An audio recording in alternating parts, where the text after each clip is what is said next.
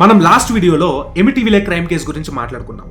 ఈ కేసులో ఉన్న ఏకైక క్లూ తెల్లవారుజామున 3 గంటలకి జంతువులు చేసిన విచిత్రమైన శబ్దాలు. జంతువులు మనుషులు వినలేని ఒక సర్టెన్ ఫ్రీక్వెన్సీ ఆఫ్ సౌండ్స్ ని అవి వినగలుగుతాయి.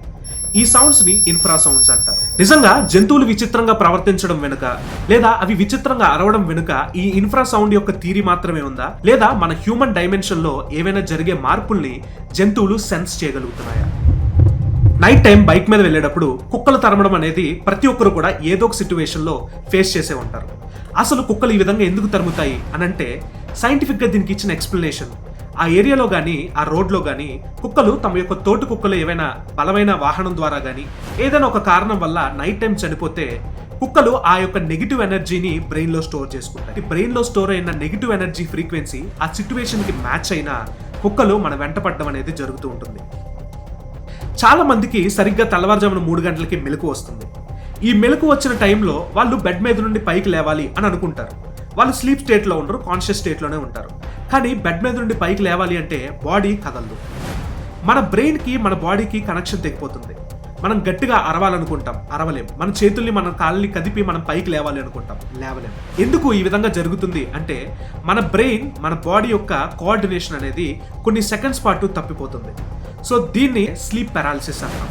ఎప్పుడైతే బాడీ ఈ స్లీప్ పారాలిసిస్ ని ఎక్స్పీరియన్స్ చేస్తుందో మన బ్రెయిన్ లో ఉన్న ఎమోషనల్ సెంటర్, లింబిక్ సిస్టమ్ అని పిలుస్తాం, అందులో ఉన్న ఒక పార్ట్ ఎమిగ్డలా ఒక్కసారిగా పానిక్ సిచ్యువేషన్లోకి వెళ్ళిపోతుంది.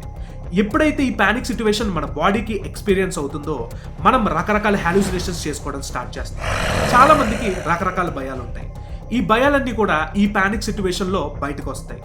అందుకే మన చెస్ట్ మీద ఎవరో కూర్చున్నట్టు, మన గొంతు ఎవరో నులిమేస్తున్నట్టు, లేదా రూమ్ కార్నర్స్లో ఎవరో నుంచుని మనల్ని చూస్తున్నట్టు మనం ఎక్స్పీరియన్స్ చేస్తూ ఉంటాం.